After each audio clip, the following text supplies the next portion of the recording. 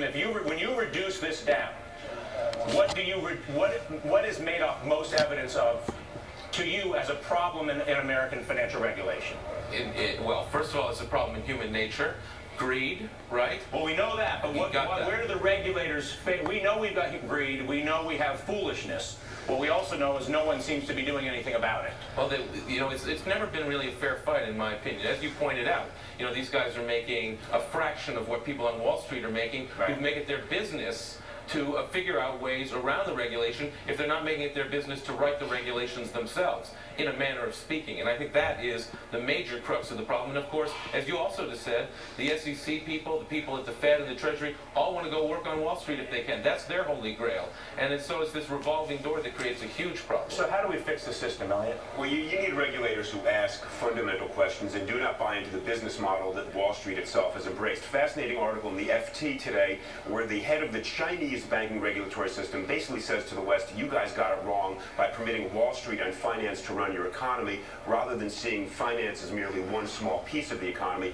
Wall Street was run by people who thought that simply moving assets back and forth really was value creation, and the regulators bought into that. Paulson, Geithner, Summers are all from Wall Street. They don't understand that Wall Street needs to be constrained and Wall Street doesn't at the end create value. And Daphne, that's been one of my biggest concerns in watching this entire thing unfold. I think a lot of people have shared this concern, and it's exactly what Elliot just said, that we have people who are accomplished, again, impressive and intelligent, but they are the same people largely who are the architects of the system that failed. It's sort of like arguing that O.J. and his pals at the crime scene are the best ones to run the investigation as to what happened, simply because they're the most familiar with the crime scene. And there's a point where your mere presence at the time that the events occurred, as I'm sure Mr. Spitzer can tell you, basically means you're not allowed to be in charge of the investigation. And I don't understand why it is that that has not been a more intense point from our politicians as we've moved into this phase of the process. Well, I'm pretty amazed at that too, and I think that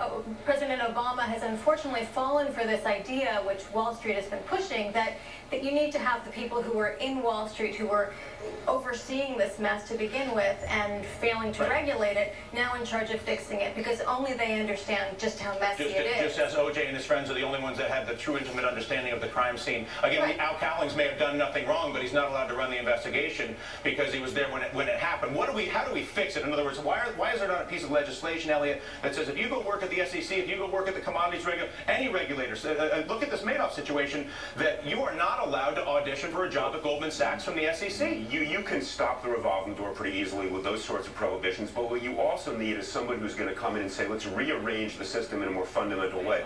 What do you mean? The regulatory proposals that the Obama administration put out last week really rearrange the deck chairs on the same ship. They do nothing fundamental. They do not say too big to fail is too big. They do not say we will reconsider whether the institutions that are so systemically to create such systemic risk have to be restructured, broken apart. That's what they're talking about in England and Switzerland. Here we just said we will add a little bit of capital, but we will continue to let them be as big as they have been. That's a risk. Yeah, well, I agree with Elliot, except that I agree that the regulations just don't go far enough. There was a unique opportunity. 6 months ago, everybody agreed the system was broken. Now 6 months later, the Dow's at 8,500, and everything's saying, okay, maybe it's not so bad. How about my big thing that I love to talk about is the compensation system on Wall Street. As a former banker for 17 years, that system is badly broken. This new regulation proposal doesn't touch that at all. I think a lot of folks agree to a lot of these things, so we can carry on with this is broken and that's broken. But what we're not seeing yet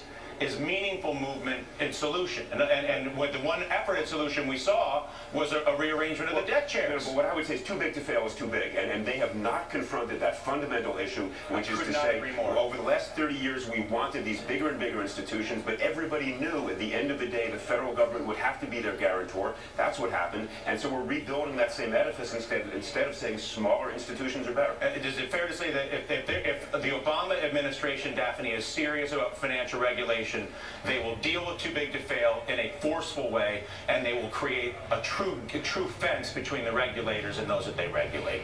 Yes, but I think we're not likely to see that because of exactly what you pointed out before, that you have Larry Summers and Tim Geithner in these positions of power. Larry Summers was critical to the deregulation of the industry, to allowing these companies to become too big to fail, to allowing many of these complex derivatives to not be regulated. You're not going to see them jumping in advocating more But let's regulation. give the president the benefit of the doubt. This is obviously Obama is, at least through his rhetoric, is making every effort to try to deal with a huge pile of issues. He's going to try and do healthcare, going to try and do energy, going to try and do financial regulation. He's got Iran going. He's got North Korea going.